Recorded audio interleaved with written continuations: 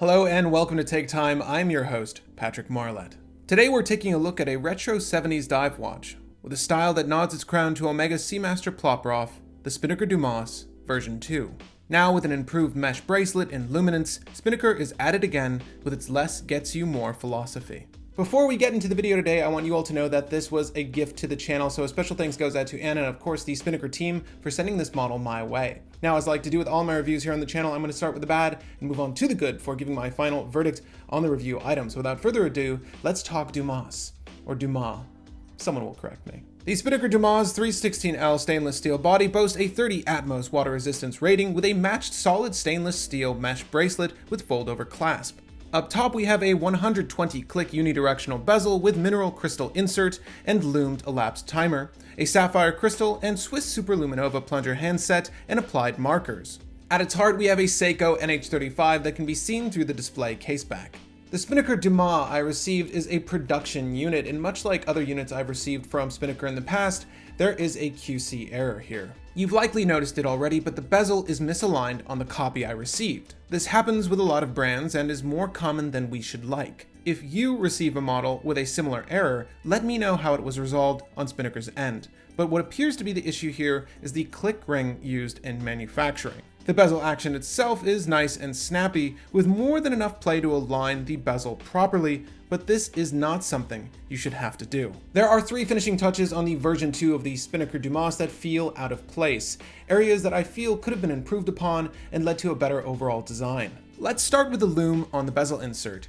It's decidedly greener than the dial and handset, and it stands out in a bad way, appearing sloppy as opposed to a dial and bezel with matching loom color, much like the yellow and white variant. The crown of the Dumas features a glass bauble with the Spinnaker sail emblazoned on a white backdrop. I'm not sure if this particular feature is meant to mark a series of diver or is a strictly one-off design for the Dumas, but it comes off looking tacky. With the mishmash of color options, 4 in total, I only imagine this looking good when paired with the white offering. If the bauble had been color matched to the dial option or simply made of stainless steel and stamped, similarly to how a diver from the 70s would have been, we'd have a much cleaner look. Lastly, the third finishing touch that would have led to better wearability is in regards to the bracelet. Let me preface this by stating that I love the bracelet. It is one of the better mesh bracelets I've received in this price range. However, the metal keeper does little more than play at holding the tail end of our strap down,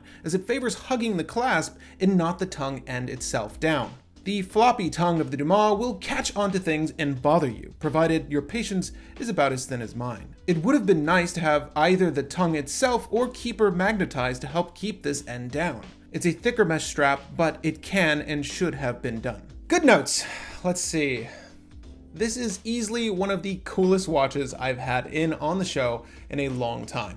Of Spinnaker's current lineup, this is by far and away their best design. Extremely practical, well wearing, aside from the aforementioned bracelet woe, and an overall real good looker. The case cuts and details are very similar to how the Omega Ploprof was executed, but with a more conventional crown arrangement and symmetrical style. The crown guards are left high polished to highlight the equally polished and extremely grippy crown. If you have larger hands, there will be no issues here. Also, despite its scale, the Dumas wears extremely well thanks to its roughly 48 lug-to-lug distance. Now, we've touched on the Spinnaker Bracelet bracelet model here on the channel, but it barely holds a candle to the mesh bracelet found here. This bracelet's execution and feel on the wrist deceive you into thinking you're wearing a much more expensive timepiece, allowing you the thrill of wearing something more extravagant without breaking the bank, which Spinnaker is getting better at providing with their offerings. The Dumas has taken many steps in the right direction for the brand. Also, in regards to the loom, much like the color of our bezel insert, it's a soft green that's evenly applied and perfectly bright in all low light scenarios. Having a loomed out bezel is always a treat, and though I would have preferred a matching sapphire insert, the mineral crystal plays the part well here. Here is the Spinnaker Dumas version 2 in blue on my 7¼ inch wrist. Dumas, that sounds more right.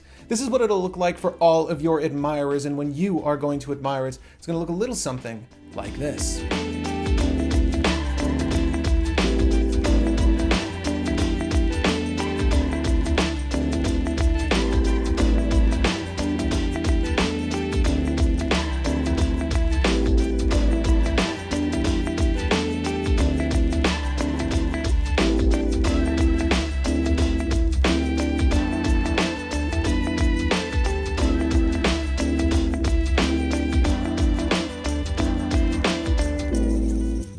Spinnaker's Dumas is easily their most interesting design to date. There hasn't been another piece from their collection as original, well-detailed, or compelling to be your next diver. I look forward to seeing the version 3 and what further improvements they bring to this model. Again, my name is Patrick Marlett, and thank you for the time.